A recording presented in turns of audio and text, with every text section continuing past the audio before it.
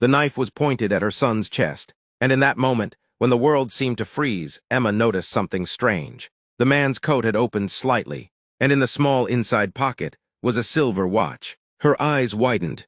She knew that watch. Scratches on the left side, a crack across the glass, the tiny engraving at the back that read, "Forever E&M."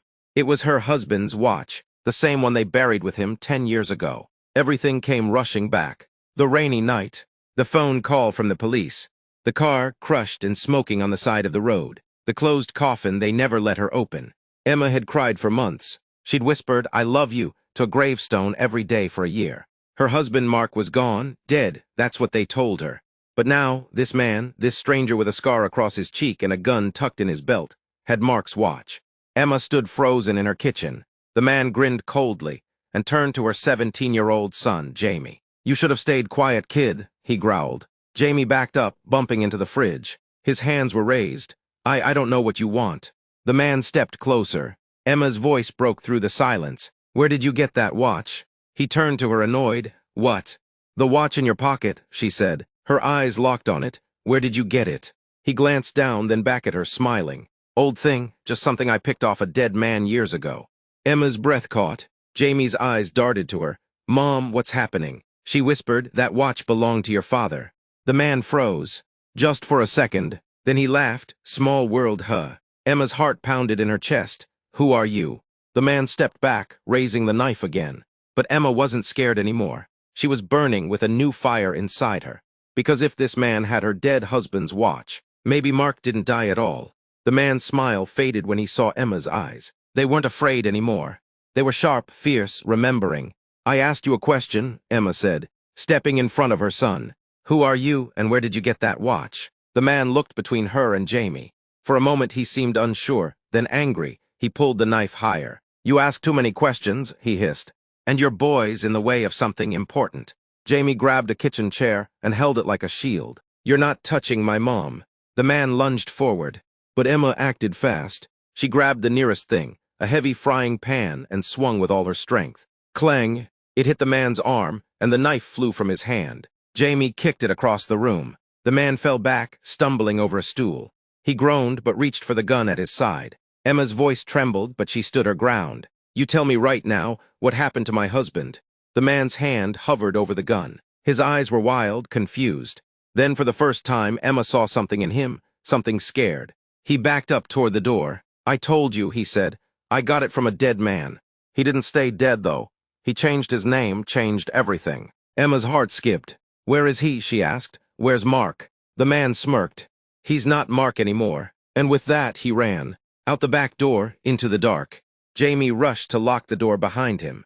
Emma stood still, shaking. The kitchen was quiet again, but everything had changed. She looked at the watch on the floor, the one that was supposed to be buried in the ground, the one that now whispered a truth she couldn't ignore.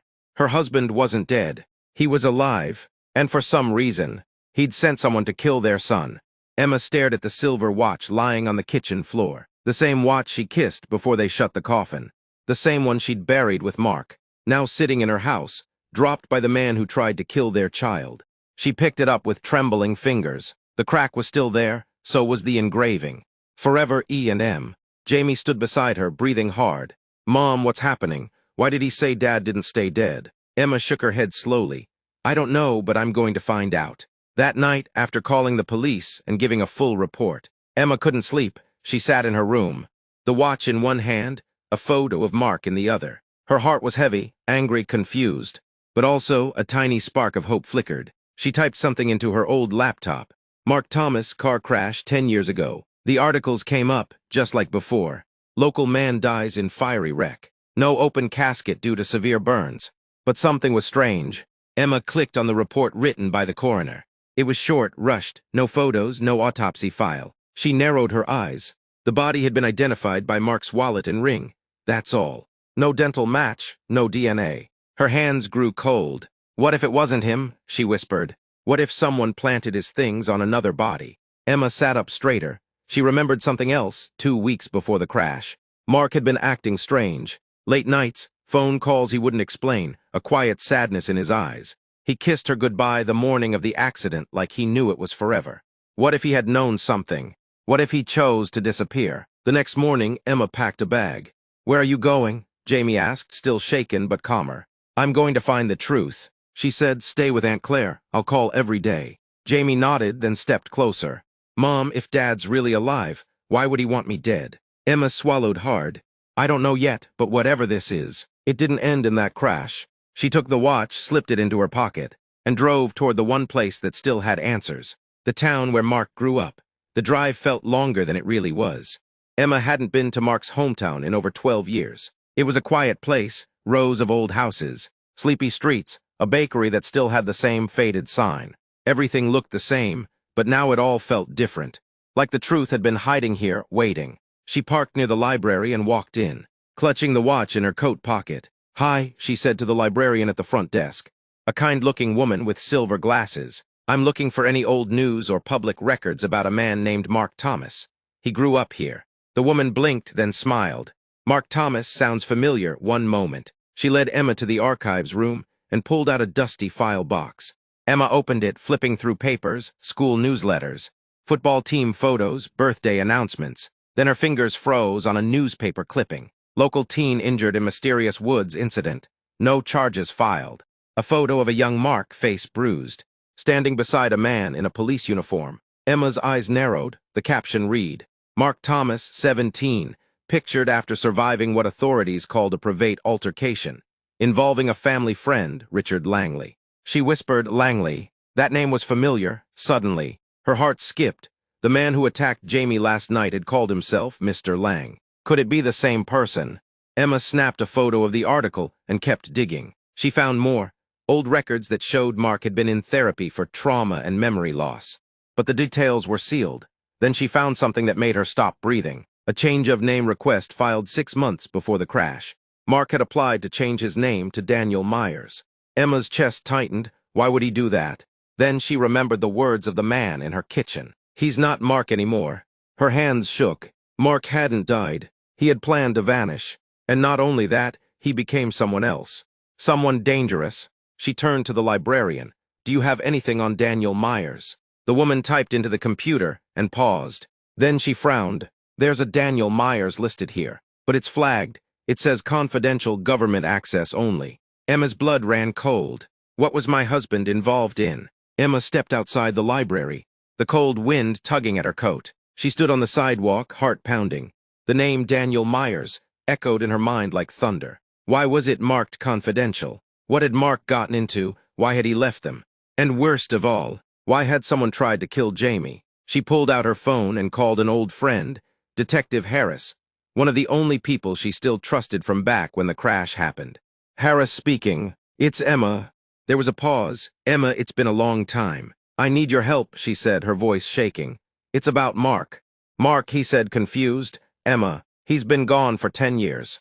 "No," she whispered, "he's not. He's alive, and I think he's dangerous." 30 minutes later, she met Harris at a quiet coffee shop outside town. She told him everything, about the man who came for Jamie, about the watch, about the sealed records and the name change. Harris listened carefully, eyes narrowed.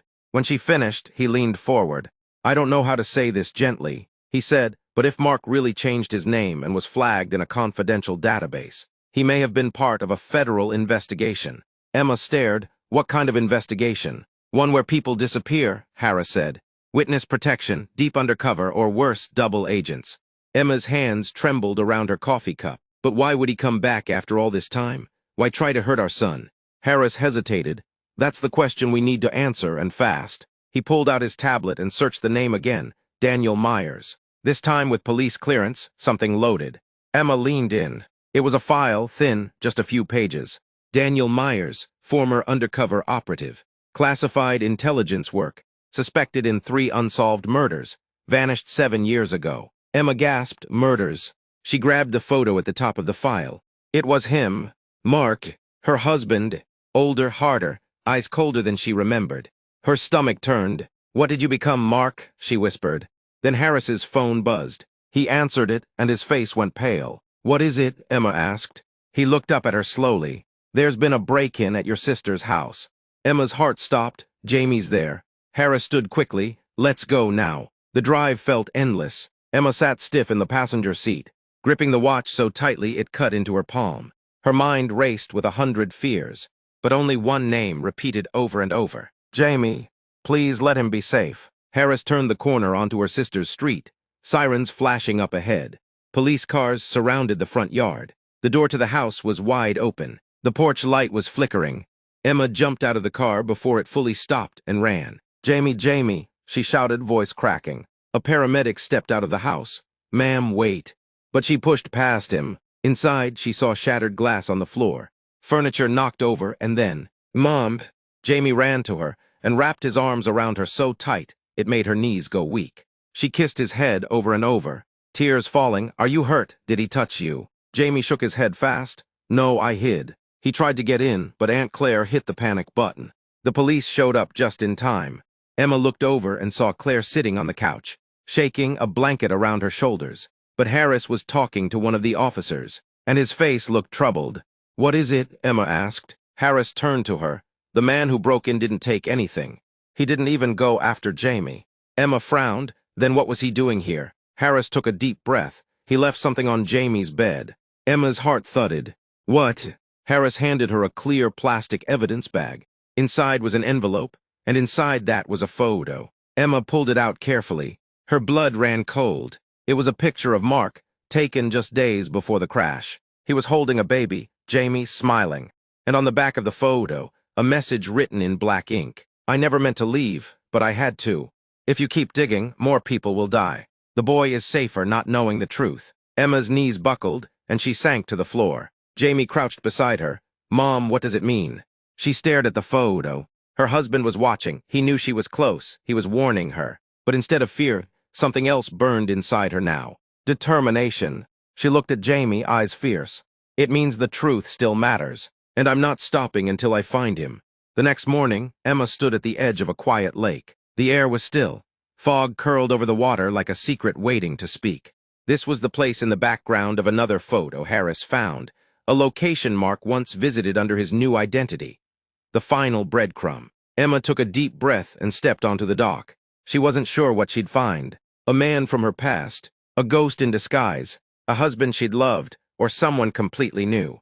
Then she saw him, standing at the far end of the dock. A black coat, gray in his hair, a face marked by time and pain. Mark!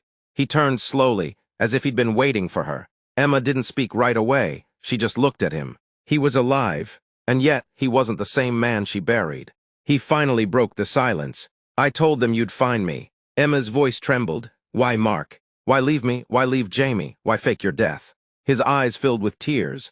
Because I had no choice. I saw something I wasn't supposed to. I was deep in it, government secrets. Corrupt agents, innocent people dying. They said if I didn't disappear, you and Jamie would be next. And now, she asked, someone tried to kill our son. Mark looked down. That man wasn't supposed to go that far. I never thought he'd find Jamie. I tried to stop him. I even left the watch. Hoping you'd recognize it. Hoping it would lead you to me. Emma shook her head, eyes filled with pain. He almost died, Mark, your son. I know, Mark whispered, and I've never hated myself more. Emma stepped closer. You should have trusted me. I wanted to, he said, every single day. She reached into her pocket and handed him the watch.